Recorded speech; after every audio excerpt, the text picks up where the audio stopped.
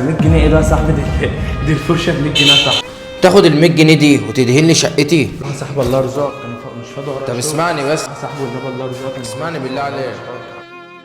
اسمعك ايه يا صاحبي؟ روح الله يرزقك يا صاحبي، انا متاخر يا صاحبي، عايز اسلم الشغل يا صاحبي اللي طب معايا. اسمعني طيب، روح يا صاحبي الله يرزقك. اسمعني طيب، روح تساعدني بس يا طيب. صاحبي الله يرزقك. اساعدك في ايه يا صاحبي؟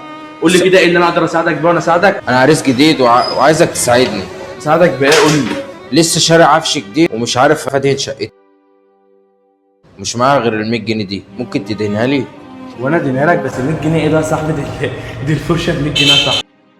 روح يا صاحبي الله يرزقك. انا مش معايا والله غيرها، ممكن انت تساعدني؟ طب انا قول لي ايه اللي انا اقدر اعمله لك وانا اعمله لك. انا دلوقتي والله مش هقدر اجي معاك، انا شغال والله عايزين انا اسلم المحل دلوقتي والله انا ما معايا غير ال 100 جنيه دي، فانا عايز ادهن شقتي. انا شقتي 4 اوض وصاله. طب بص يا صاحبي، انت جاي وانا بحط شويه البويه اللي فاضلين لك بهم الشقه، بس انت اكيد هتجيب عليهم يعني، وانا مش عايز منك حاجه. ال 100 جنيه ده يا صاحبي خليها معاك. الله يرزقك. انا زي اخوك برضه يعني. توكل على الله يا صاحبي، انا ولا اي كلام، انت اكنك اديتني 1000 جنيه ولا اي كلام والله.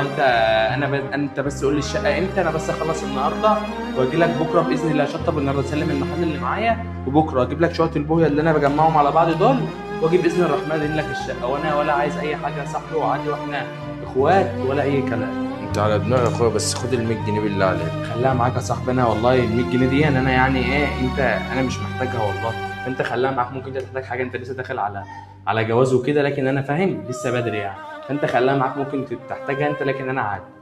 يعني انت هتيجي تدينها لي يعني؟ والله هاجي ادينها لك يا صاحبي، خد رقمي معاك اهو. انا يا صاحبي اخلص اللي ورايا واجي. خلاص ماشي. ماشي يا صاحبي. ماشي. بقول لك يا اخويا بعد اذنك، اتفضل يا صاحبي. ايه يا صاحبي، اجيب لك حاجه تشربها ولا لا حاجه؟ ولا أي انت عارف حاجة والله انا تسلم. مقصر معاك، بس انا والله شغال حبيبي وانت جاي لي الله يصلح حالك. عايز عادي اسلم المحل والله. واحد. طب اقعد، طب اجيب لك حاجه تشربها ولا حاجه بجد والله. تسلم.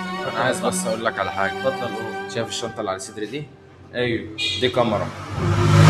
وانا بصورك موقف انساني، وانت راجل شهم وراجل جدع والله، وانت مثال للشعب المصري والله العظيم. يا صاحبي ولا اي حاجه، ما تقولش كده، احنا اخوات، وارد اي حد مننا. بس انا عايز اسالك سؤال بس. اتفضل.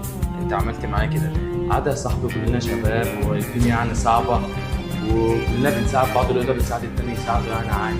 ربنا يصلح حالك والله، انت راجل كويس وراجل جدع والله العظيم. الله يصلح حالك. بس انت اتعصبت عليا كده في الاول. والله يا صاحبي انت غصب عني، ما اقدرش ازعلك ولا حاجه، بس انت جاي لي وانا شغال ومطبق بقالي يومين وعايز اسلم الشغل والله، فغصب عني مش عايزك تزعل مني. ربنا يعينك. طب انت اسمك ايه بقى؟ محمد الحناوي. انت منين يا محمد؟